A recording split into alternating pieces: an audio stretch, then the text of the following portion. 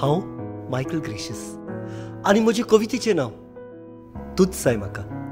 मोडबार उडूं, सोमदीर बसूं, उदकान पिवूं, चलत आसूं, दिसाच्या तिनूय पारार तूं जाय म्हाका आनी कांयच नाका. चलता भोंवताना, न्हिदता उठ्ठाना, जेवता न्हावताना, खेळटा धांवताना, दिसाच्या तिनूय पारार तूं जाय म्हाका, तूं जाय म्हाका आनी कांय नाका. तूं आसतो जिणेंत चान्नी ना तर जिवीत मोने.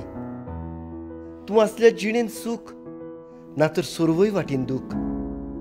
दिसाच्या तिनूय पारार तूं जाय म्हाका, तूं जाय म्हाका आनी कांयच नाका.